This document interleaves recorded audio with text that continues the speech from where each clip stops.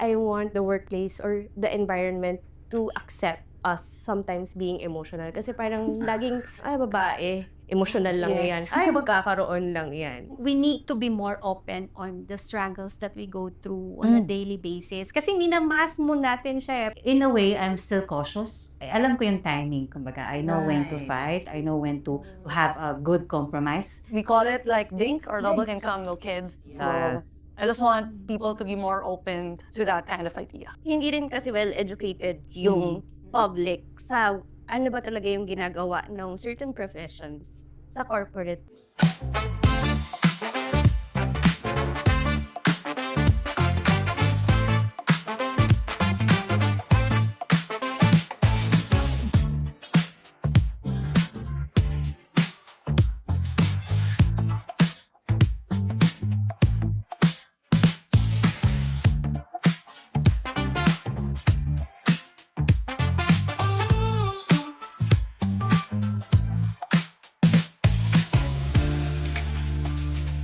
Hi, and welcome to SheLeads Unfiltered. This is a space for real, raw, and honest, unfiltered conversations about what it truly means to be a woman, both in and outside of the workplace. My name is Inka Magnaye, and this is a Women's Month special by Robinson's Land.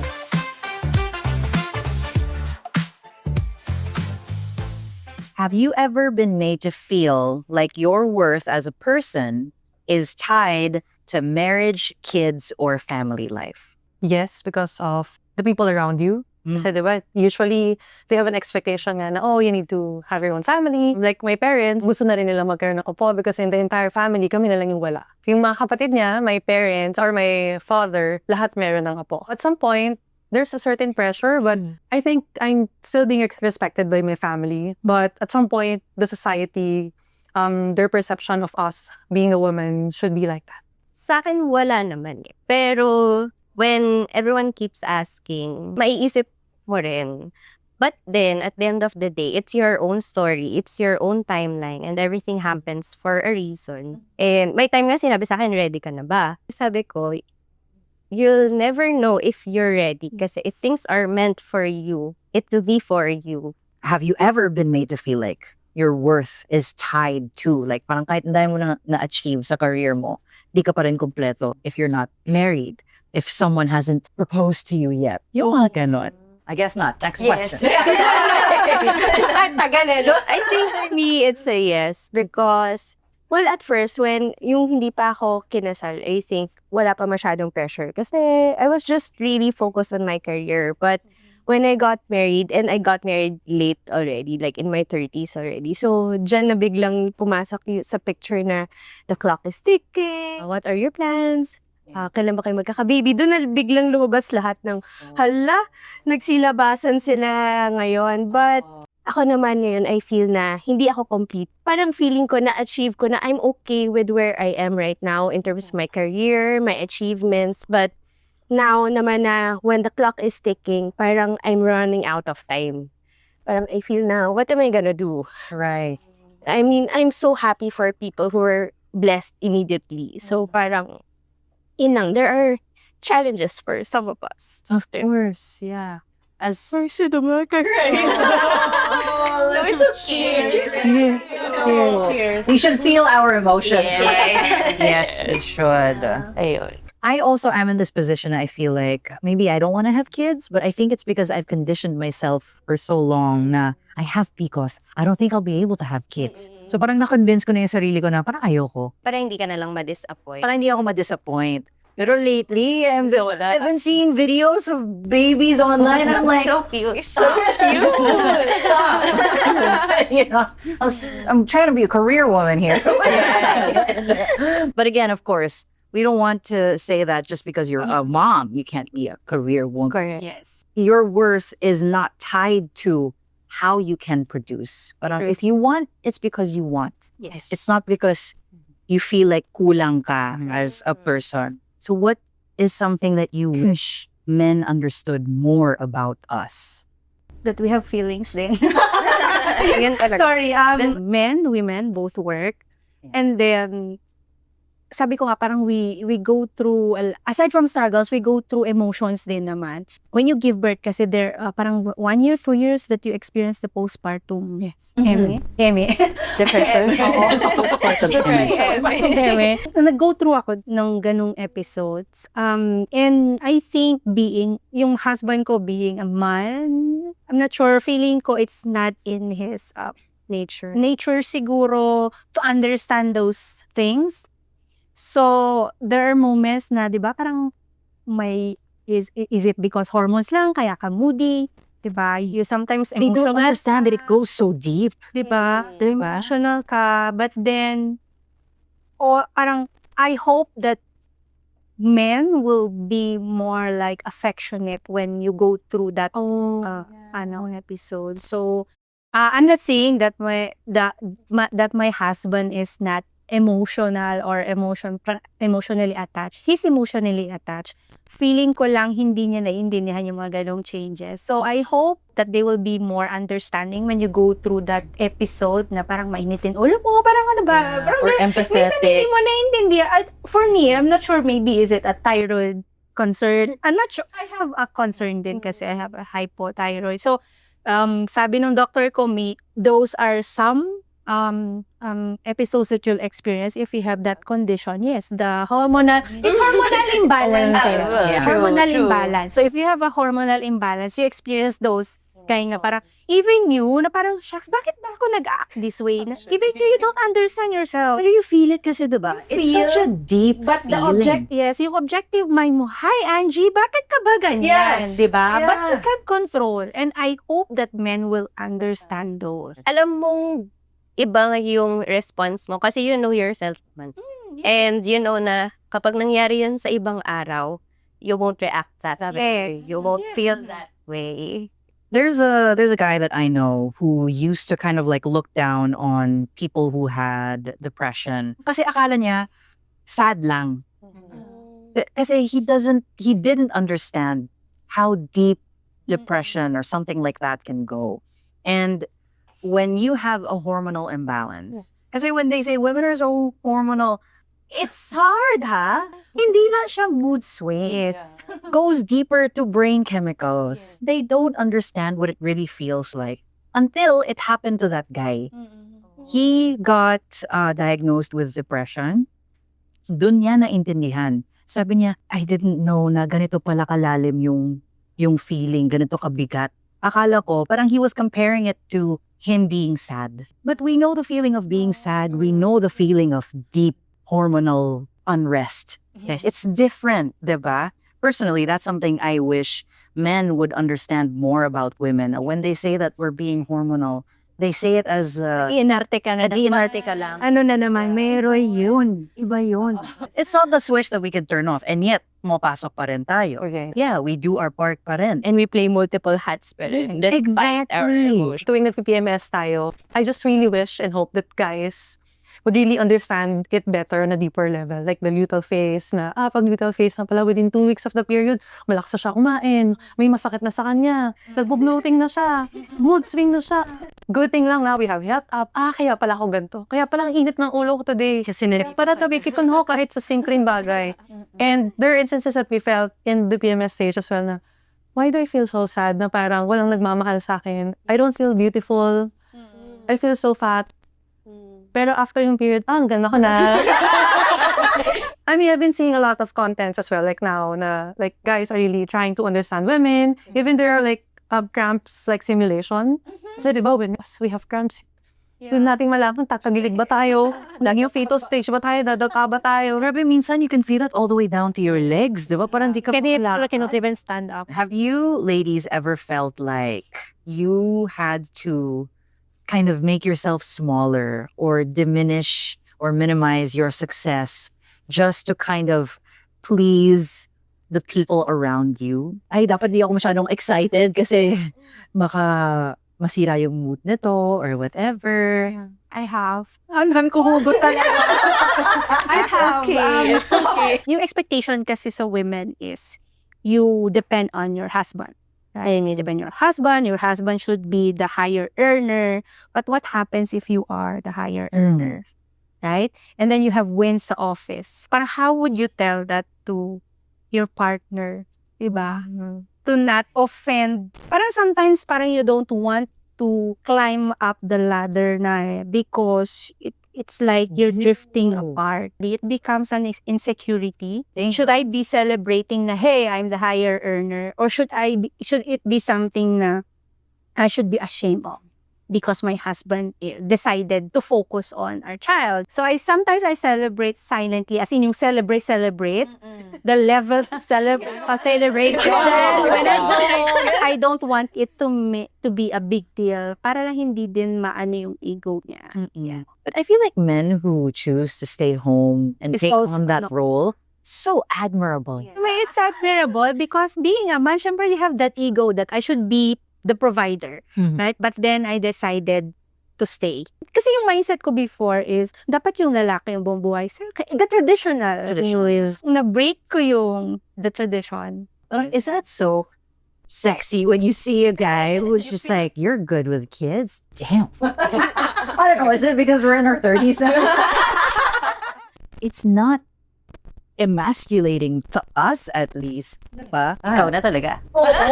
Have you ever felt like you were too much or that you had to shrink yourself? I know myself enough to know when it's too much and when it's yung hindi ko yung time. So parang, I'm very grateful na I'm one of those people na talagang everyday struggles to learn about oneself. Kasi kung hindi mo yung kilala yung sarili mo, hindi mo alam kung too much ka ba, kung tama ba yung i-react mo in a specific situation. If talagang hindi pala ako nakikita, open din naman ako for reactions, for criticisms na would be helpful for my progress as a woman. Whether career or personal man yung pinag-uusapan na. Kaya minsan, hindi rin natin alam kung how to react or how to solve the situation kasi we don't know the issue. We don't know the issue because we don't know ourselves. Diba? Kasi hindi mo nga kilala yung sarili mo. So whatever remarks that are to be given to you, iisipin mo na hindi naman, very defensive ka on it. Pero in reality, baka hindi ka lang kasi open on your progress as a person and on your identity as a woman. Baka lang. So whenever you hear a comment about yourself na feeling mo hindi ka ganun, you should still evaluate. Then you'll observe yourself sa ibang situation na, ganito ba ako? Thank you so much for sharing. I see that we have so many drinks with us now. Choose one. Cheers. Congratulations. Congrats. I want to ask all of you ladies to think about all the young women watching us right now. What do you want to impart to them, woman to woman? I want to share my life verse, which is Colossians 3:23.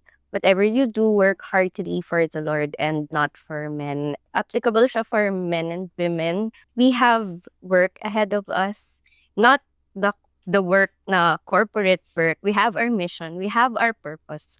And if you are focused towards your goal, whatever struggles comes your way, you need to fulfill that. Kailangan mo talaga ng deeper something to motivate you and immerse para ma-overcome mo yung mga struggles na yun. And for me personally, I work for the Lord and my worth is in the Lord. For me, I would say 3 things that I want to impart. One is believing in yourself. Believing in yourself and trusting what you are capable of is the most important thing. You have those 2 things, you will be able to understand or do better with everything that you want to achieve, to do like as a woman in the workplace, as a woman na mom, as a woman na gusto pang mag-achieve ng greater things in life. And the second one is believing in the goodness of people around you. Of course, there are a lot of difficulties and challenges in life, but every one of us, at some point, meron tayong maling nagagawa to other people because we are just human. But the people around us always gives us something to learn, and it's because of the Lord as well. The people that we met, the people that we encounter are also part of His plan and His will. And the third one, since Engineer Mara shared her life verse, I also have one. And it's actually Proverbs 3 verse 5, which is actually trust the Lord with all your heart and do not lean on your own understanding. And for me, that's something that I really believed in. There are a lot of difficulties in life that you will never understand. True. Like with your family, broken family, hindi nag-work out yung parents mo, or yung relationship na gusto mo, bakit ginagawa mo lahat, hindi nag-work out. There are instances na gusto kong magkaanak, bakit hindi binibigay ni Lord? For me, I just trust the Lord. I surrender everything to Him. And no matter what I am going through, even if it's good or bad, I just trust His will. Siguro my advice is that you are in control of yourself. There would be many incidents or circumstances that are beyond your control. One of which are is your family, no? Cannot control kung saan ka pinanganak, no? So we all have different starting points, but I guess it's for you to figure out. Hindi siya madali. I'm not saying na dahil nandito tayo, no, madali siya i-establish. But I think it's more of whatever struggles, no, even if beyond your control, or minsan nga talagang nagkamali ka eh, don't take it as yung determining factor ng buhay mo. So minsan nga ang kagandahan sa mga struggles or sa mga nangyayari hindi natin inaasahan, yun yung nagiging turning point ng buhay natin. And that turning point would lead us to something better.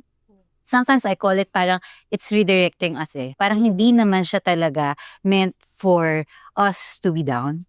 But it is a way for us to be redirected to something else, something better. Sinabi ko kanina, you have to identify yourself, you have to know yourself because ikaw lang din naman talaga. In as much as marami kang pagkakatiwalaan along the way, it's always, and it will always be you. Like these things happening around you, people can have influence. Yes. Outside forces, environment can have influence, but you are the only person who can move. Yes. For me, it's just don't be afraid. Don't be afraid to experience new things. Don't be afraid to face these challenges kasi ito yung mag-mold and you will actually discover yourself once you face these challenges eh. You'll know your strengths, you'll know your weaknesses, and then accept it. Just don't be afraid to experience and feel things rin. You're only human. You're not a robot na you can just show up and then I'm okay. You can feel and you can acknowledge those feelings. If you always keep yourself in your comfort zone, you're never going to grow. Yes. Because every time you step out, it's uncomfortable, right? It sucks. It's hard. It's hard. You don't want to be there. Yes. But the more you step out, the more you get used to it. And then that becomes your comfort zone. And you step out more. And that becomes your comfort zone. So you find that your comfort zone gets bigger and bigger.